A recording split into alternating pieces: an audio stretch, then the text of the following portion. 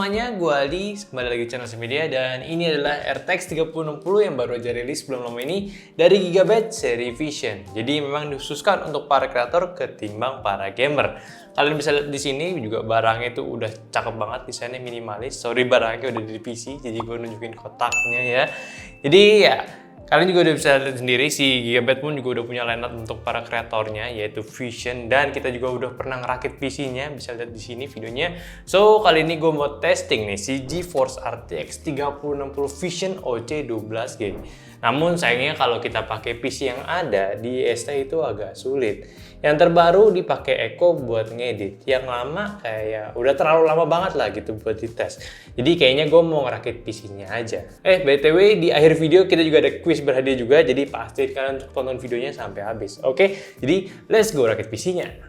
Halo guys, jadi sekarang kita langsung rakit aja PC-nya. Pertama dari motherboardnya kita menggunakan B550 Master dari Aorus juga, dan ini udah cukup oke lah buat di mid range-nya motherboard, bahkan udah kuat untuk overclocking kalau nggak salah ya. Dan di sini kalian bisa lihat juga untuk slot-slotnya udah cukup komplit. Untuk RAM udah dapat 4 buah slot. Terus untuk si PCIe-nya dapat 3, tapi konfigurasinya berbeda-beda yang agak tricky juga untuk dipelajari.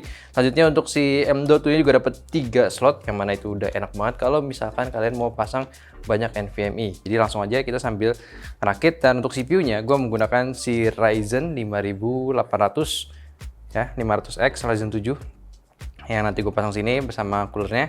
Tapi kita bakal pasang dulu si Ryzen-nya.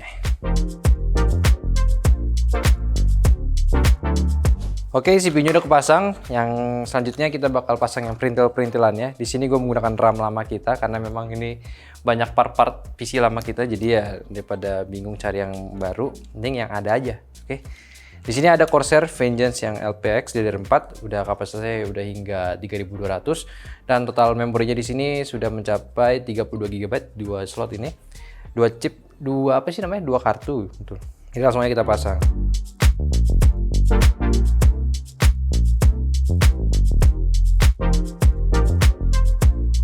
RAM-nya udah kepasang, sekarang lanjut ke SSD-nya karena SSD itu juga harus di awal lah biar nggak ribet.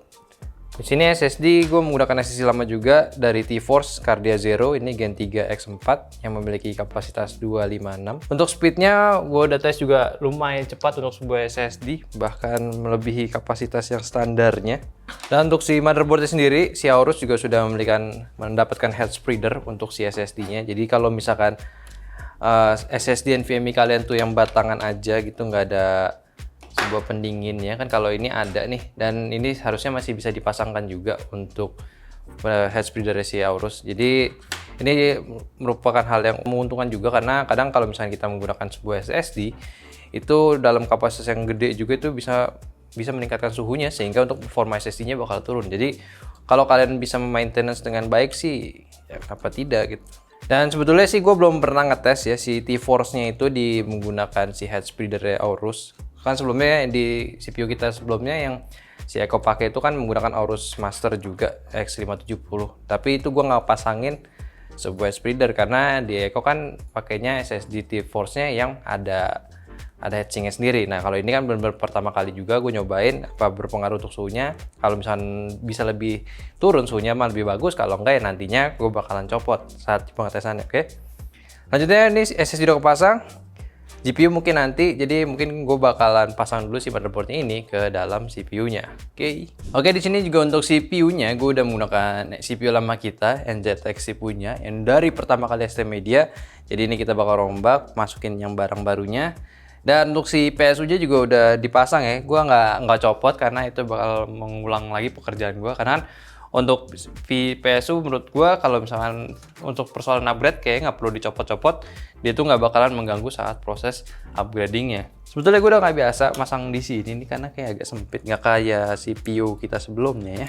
Oke, gue udah pasang si motherboard ke dalam sini, dan gue colok-colokin ya, hopefully itu coloknya bener semua. Oke, dan CPU cooler di sini gue menggunakan Gamer Storm ya, kalau nggak salah itu dari Deepcool juga, yang mana nih Kapten punya. Ini salah satu ini ya, air cooler terbaik, water cooler terbaik pada masanya. Sampai saat ini juga penggunaan di CPU gue yang sebelumnya pakai Steel 800X itu masih cukup dingin, nggak ada permasalahan sama sekali. Dan untuk si thermalnya di sini gue pakai Arctic si MX4 yang sama gue gunakan kayak di CPU yang pernah kita build juga, menggunakan Ryzen pula. Dan itu juga nggak ada permasalahan, jadi ya udah kita pakai si pasta yang sama lagi. Oke, gue udah pasang CPU-nya. Ya, hopefully bisa bekerja dengan baik karena gue belum tes, dan sekarang gue memasangkan si GPU-nya. Oke, GPU RTX yang gue gunakan adalah GPU-nya si Gigabyte Vision D series ya. Memang ini GPU-nya khusus untuk para kreator ya. Ini sebenarnya dia tidak ada settingan yang aneh-aneh sih untuk di dalamnya, tapi untuk desainnya sendiri emang terlihat profesional. Gue suka banget. Apalagi kalau misalkan gue menggunakan motherboard Vision D juga, itu mungkin bisa di best match banget ya untuk sebuah PC yang kelihatannya profesional, anti gamer looks gitu ya. Oke, sekarang kita pasang dulu si Nvidia-nya ini. Oke, semuanya udah kepasang. Jadi ini gue bakal rapin sedikit testing booting ke menggunakan monitor di belakang gue. Yang spesial juga monitornya nanti gue bakal jelasin di video lainnya, bukan video lainnya, scene lainnya ya. Tapi ini gue bakal beresin dulu.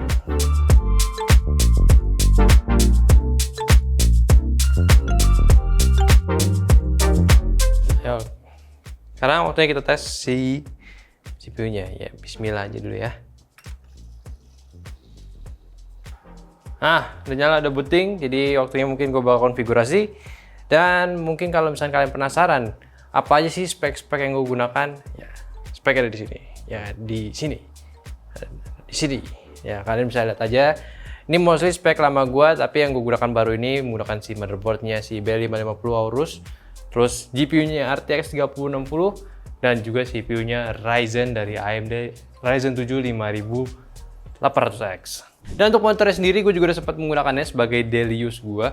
Ini sangat menyenangkan juga, mungkin nanti bakal lebih in-depth penjelasannya di scene selanjutnya. Dan ini monitor penggunaannya dari si Gigabyte CG34WQC. Ini bener-bener monitor paling recommend untuk saat ini. Curve dan juga creator already, creator welcome maksud gue. Oke, dan ini udah nyala, jadi langsung aja kita ke pembahasan si CPU-nya. Let's go. Dan sudah selesai semua rakitnya, gue juga udah testing PC-nya di beberapa hari sebelumnya. Tapi verdict dari gue, spek yang baru aja kita rakit itu bener-bener GG. Satu hal yang gue suka itu bagian video editingnya. Karena kombinasi Ryzen 5800X dengan si RTX 3060-nya si Gigabyte ini bener-bener bisa ngasih performa editing video 4K si Logitech Canon yang 10-bit punya itu bisa di playback dengan smooth cuy. Padahal pas di PC-nya Eko yang udah pakai Ryzen 3007X dengan RX 5700 XT, harusnya itu udah mumpuni lah buat ngerjain video spesifikasi tersebut. Playbacknya tapi ya pas gua tes masih patah-patah. Jadi ya goks lah. Jadi di poin di sini pun memang kemungkinan kalian mengedit video pastinya sudah diimprove lebih baik lagi. Tapi sebelum itu kita cek ke data benchmark yang udah gue ambil di sini. Cuma sorry nih, gue nggak kasih perbandingan fullnya karena gue nggak banyak testing recent hardware. Jadinya langsung aja. Untuk di Cinebench R15 mendapatkan skor sangat tinggi di 2536 CB untuk multinya dan 263 untuk singlenya, yang mana sudah menyamai dengan performa Intel setaranya saat ini, yang mana tuh sebelumnya untuk singlenya pun juga selalu kalah gitu. Lalu untuk Cinebench R23 multinya di 14.482 poin dengan singlenya itu di 1597 poin, yang mana sama-sama gede banget untuk sebuah high-end CPU saat ini. PC Mark berada di angka 7479 dan untuk performa GPU-nya di 3D Mark Firstrike mendapatkan 21072 dan untuk time spy-nya di 9303. Lalu untuk port royal untuk testing ray tracing-nya itu berada di angka 5157 poin, cukup besar untuk di kelasan RTX 3060 dan sudah melebihi angka dari 2060 Super yang waktu itu sempat kita bahas. Lalu Octane Bench mendapat angka di 292,89 poin dan juga untuk Blender BMW-nya bisa merender project BMW dengan waktu 2 menit 45 detik. I think it's a good sign, tapi ya gue kurang ngerti. Pengen belajar 3D itu tapi nggak kesampean cuy. Oke, beralih ke real testnya. Sekarang kita udah ada project benchmark terbaru dan kalau misalkan kalian tertarik buat nyobain, coba aja komen di bawah, nanti kita bakal publish ketika filenya udah final ya. Jadi pertama kita pakai Adobe Premiere, pengatasan video 4K-nya. Seperti yang tadi gue bilang, sudah lancar untuk 4K semuanya. Gue tes preview, buffernya itu sangat panjang.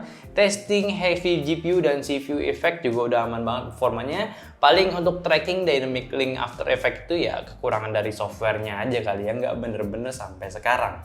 Kalau testing video 8K mungkin masih kurang. Gue masih belum paham juga untuk faktor utama agar lancar ngedit di video 8K itu seperti apa. Cuma memang yang gue tahu saat ini untuk Adobe Premiere itu belum terlalu optimal buat di editing video 8K. Jadi perlu mesin yang setara sama workstation yang gede gitu spesifikasinya biar bisa lancar. Jadi ya untuk saat ini gue bisa bilang wajar lah untuk PC gue saat ini. Dan untuk pembahasan waktu render, di sini gue ambil 6 project yang bisa kalian lihat namanya di layar, yang surprisingly untuk 4K rata semua, cepet banget rendernya. Biasanya untuk PC ataupun laptop mediocre itu di video standar 4K makan waktu yang kurang lebih sama dengan durasi videonya. Sekarang itu dipangkas hampir setengahnya, yang mana cuma 24 detik untuk standar video 4K.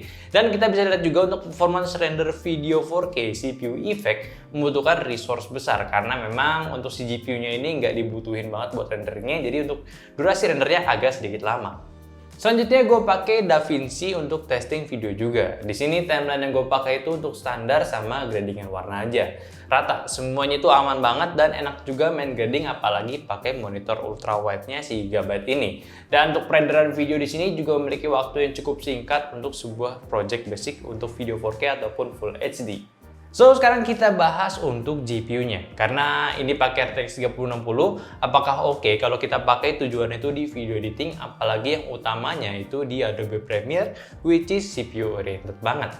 Ya, walaupun si Nvidia udah ada NVENC sih.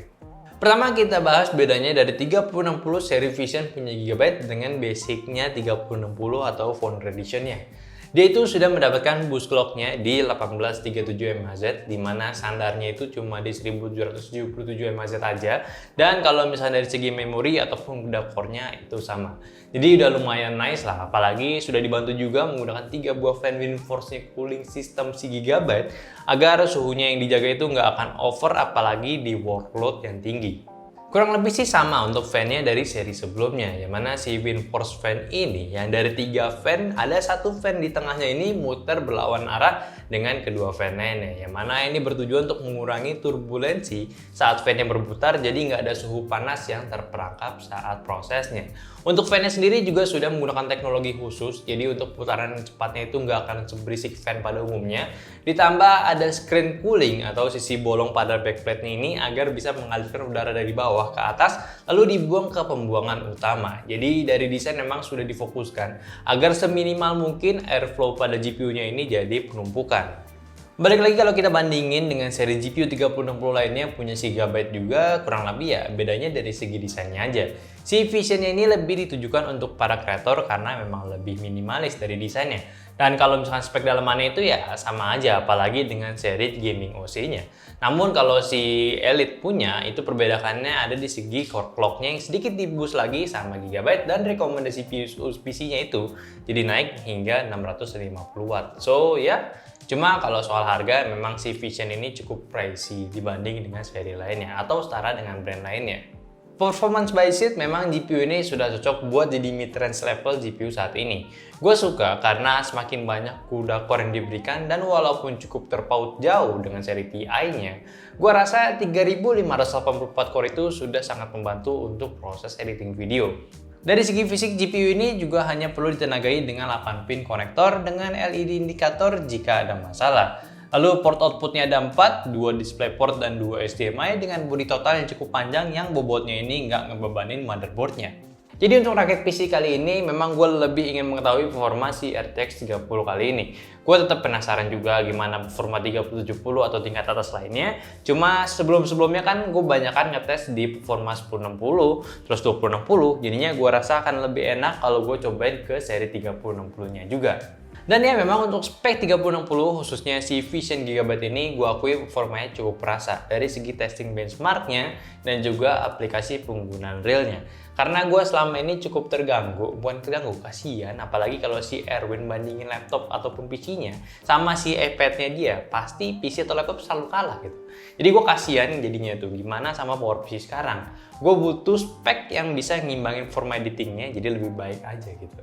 Untungnya rakitan PC ini dengan RTX 3060 sudah menjadi kombinasi yang pas. Kayak tadi gue sempet bahas di bagian preview yang biasanya itu super berat buat di preview, yaitu 4K 10-bitnya dari kamera Canon R5, kali ini bisa di preview dengan lancar, which is sudah memberikan gue suatu checkpoint kalau ini adalah rakitan yang jos.